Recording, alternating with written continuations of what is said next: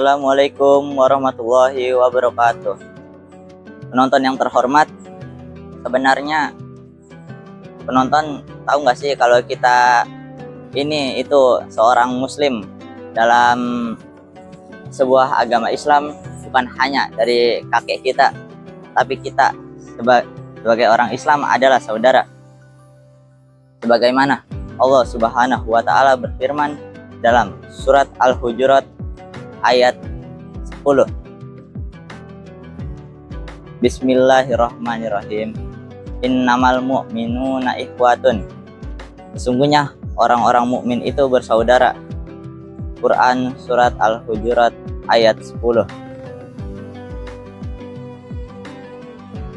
Dan dari demikian itu saya tegaskan bahwa dalam saudara itu adalah sebuah kewajiban kita dalam agama Islam. Dan Rasulullah Shallallahu Alaihi Wasallam juga bersabda dari Anas bin Malik, la yu'minu, tidak dikatakan beriman, ahadukum, seorang pun dari kalian, hatta yuhibba, sehingga dia mencintai, li akhihi, saudaranya, ma yuhibbu li nafsihi, sebagaimana dia mencintai dirinya sendiri. Rawahul Bukhari wal Muslim. Hadis riwayat Bukhari dan Muslim. Kita saudara, sebenarnya kita mengamankan atau bisa dibilang menyayangi, kita memberikan yang terbaik dan menghormatinya. Maka daripada itu, kita sebagai umat muslim harus menyayangi sesama saudara kita. Dan Allah Subhanahu wa taala berfirman dalam Al-Qur'an surat Al-Baqarah ayat 143. Wa kadzalika ja'alnakum ummatan wasatan litakunu syuhada 'alan nas. Dan kami jadikan umatmu sebagai pertengahan atas menjadi saksi nanti. Kita harus menjadi contoh dan saksi atas kebaikan orang lain. Contoh-contoh sehari-hari diantaranya yaitu kita memberi salam kepada seseorang saudara kita, senyum dan santun. Dan yang kedua, membantu sesama muslim dan juga menghormati dan menghargai, sebagaimana Rasulullah sudah memberi contoh dari pas beliau masih hidup.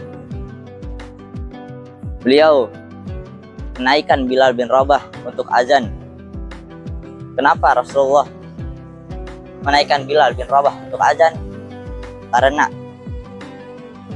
Rasulullah ingin memberitahu kepada umat muslim bahwa umat muslim itu bukan hanya tentang memandang fisik, tapi tentang dari hati juga. Kenapa enggak Ali? Ya karena itu Rasulullah ingin memberitahu kepada semua umat muslim bahwa umat muslim itu adalah saudara dan tidak boleh saling membeda-bedakan. Dan manfaat dari mencintai saudara yaitu tak lupa meningkatkan kesatuan, membangun keharmonisan masyarakat, dan juga menggapai kebahagiaan. Jadi kesimpulan yang dapat diambil adalah kita sebagai umat muslim sebaiknya mengikuti Al-Quran dan hadis sebagai pedoman hidup kita, karena Al-Quran dan hadis itu semua ajarannya benar. Dan juga janganlah kita sebagai umat muslim tertekan bahwa mencintai saudara itu adalah hal yang sepele. Mencintai saudara itu adalah hal kewajiban kita. Dan daripada itu, kita sebagai umat muslim harus mencintai pada intinya.